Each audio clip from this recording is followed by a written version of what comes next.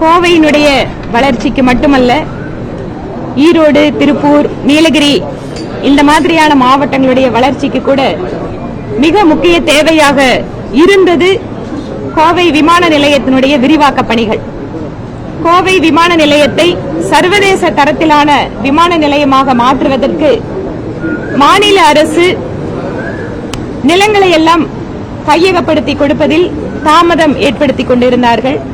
இப்போது ஒரு வழியாக நிலங்கள், தேவைப்படக்கூடிய நிலங்கள் எல்லாம் கையகப்படுத்தப்பட்டு நீண்ட நாட்கள் அந்த விவசாயிகளுக்காக கொடுக்க வேண்டிய இழப்பீடு தொகையெல்லாம் மாநில அரசு கொடுத்ததற்கு பின்பாக மிக முக்கிய காரணமாக விமான நிலையத்தை விமான நிலைய ஆணையகம் மேம்படுத்துவது என்றால் அது இந்தியாவோட ஏர்போர்ட் அத்தாரிட்டி அவங்க மட்டும்தான் டெவலப் பண்ண முடியும். அப்படி இல்லைன்னு சொன்னா வேற எந்த பிரைவேட் நிறுவனத்துக்கு கொடுத்தா கூட அதில் மாநில அரசையும் ஒரு பங்குதாரராக சேர்க்க வேண்டும் என்கின்ற நிபந்தனையின் காரணமாக இத்தனை நாட்கள் அந்த பணிகள் எல்லாம் ஒரு தொய்வுற்ற நிலையில் இருந்தது. அதாவது மத்திய அரசிலிருந்து செய்ய வேண்டிய பணிகள். இப்போது இன்று மரியாதைக்குரிய மாநிலத்தினுடைய முதலமைச்சர் நல்ல செய்தியை எங்கள் பகுதி மக்களுக்கு கொடுத்திருக்கிறார்.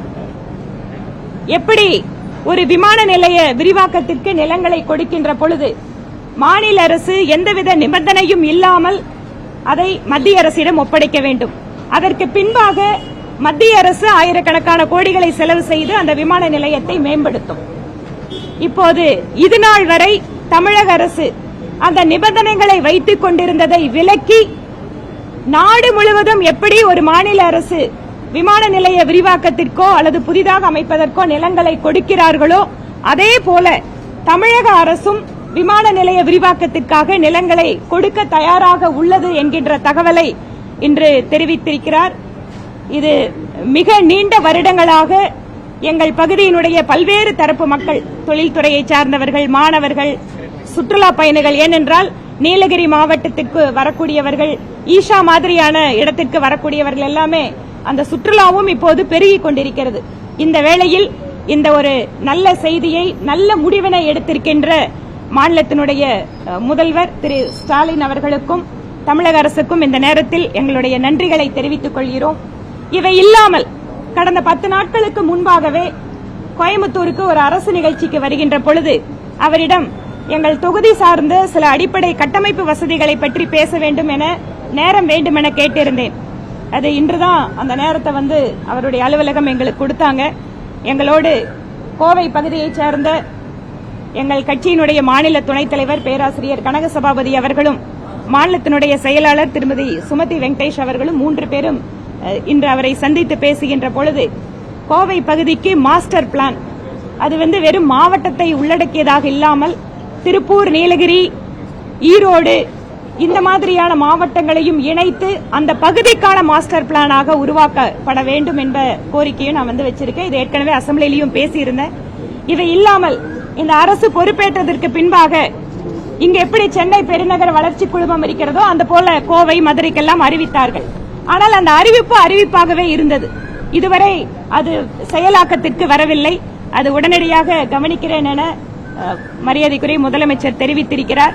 இவை இல்லாமல் என்னுடைய தொகுதியிலே, ஏனென்றால் அது நகர்ப்புற பகுதியாக இருக்கின்றதால் வாகன அடுக்கங்கள், மல்டி லெவல் கார் பார்க்கிங் அமைக்கணும். அதே போல நொய்யல் நதியிலே கார்ப்பரேஷன்ல இருந்து கழிவுகள் சுத்தப்படுத்தப்படாமல், அதை சுத்திகரிக்காமல் அப்படியே நேரடியாக விடுகின்ற ஒரு சில இடங்களை எல்லாம் குறிப்பிட்டு இதை உடனடியாக கவனிக்க வேண்டும், நீர்நிலைகளை எல்லாம் பார்க்க வேண்டும் சொல்லியிருக்கேன். இவை இல்லாமல் குடிசை மாற்று வாரியத்தில் கட்டப்படக்கூடிய வீடுகள் காலதாமதமாகிறதால் சிஎம்சி காலனி, இந்த வெரைட்டி ஹால் ரோடு காலனி எல்லாமே லேட் ஆயிட்டு இருக்கு. அதெல்லாம் உடனடியா விரைந்து முடித்து கொடுக்கணும் அப்படிங்கிற கோரிக்கையும் அவர்கிட்ட கொடுத்திருக்கோம். இந்த கோரிக்கைகளோட மனுவை நான் என்னோட சோசியல் மீடியா ஹேண்டல்ல ஷேர் பண்றேன். நீங்க அதை எடுத்துக்கலாம். சந்திப்பு ஆக்கப்பூர்வமான முறையில் இருந்தது. என்னோட பகுதிக்காகவும் என்னை வெற்றி பெற செய்து என் மீது ஒரு பெரிய நம்பிக்கை வைத்திருக்கக்கூடிய கோவை மக்களுக்கு இதை செய்ய வேண்டும் என்கின்ற அந்த ஒரு ஆர்வத்தின் காரணமாக இதற்கான வாய்ப்பை கொடுத்த மாநிலத்தினுடைய மரியாதைக்குரிய முதல்வர் திரு ஸ்டாலின் அவர்களுக்கு எங்களுடைய நன்றிகள். தொடர்ச்சியா அரசு மீது பல்வேறு விமர்சனங்கள் வச்சிருந்த நிலையில 3 ஆண்டு காலம் கழிச்சு திருப்பி முதலமைச்சர் நோக்கம் என்ன மேடம்? திடீர்னு பாஜக திமுகவினுடைய இந்த ஒரு மென்மையான போக்கு கடைபிடித்தது காரணம் என்ன?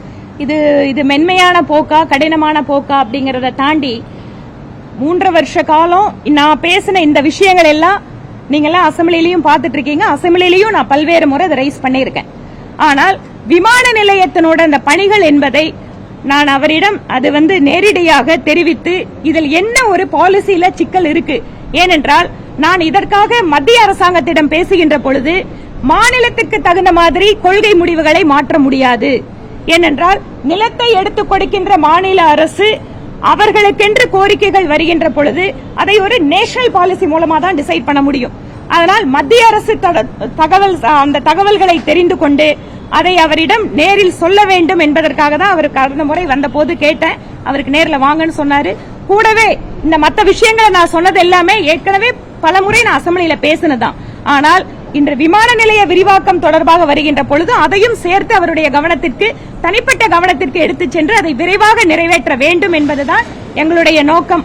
அதனால நீங்களும் சொன்ன மாதிரி திமுக பாஜக இந்த உறவு மத்திய அமைச்சர் அந்த விழாவுக்கு வந்தது அதை ஒட்டி எல்லாம் நிறைய போயிட்டு இருக்கு. நான் அந்த கதைகளுக்குள்ளெல்லாம் போக வரல. நாங்கள் எப்போதுமே ஒரு ஆக்கப்பூர்வமான எதிர்க்கட்சியாக மக்களுக்கு என்ன தேவைகள் இருக்கிறதோ அவர்கள் பிரச்சனை இருக்கிறதோ அதை அரசாங்கத்தினுடைய கவனத்திற்கு எடுத்துச் செல்லக்கூடிய மக்கள் பிரதிநிதிகளாக எங்கள் பணிகளை எப்போதும் செய்து கொண்டிருக்கிறோம். அதனால இதுல நீங்க வேற விஷயத்தெல்லாம் சேர்த்துட்டீங்கன்னா அது உங்களோட கற்பனை.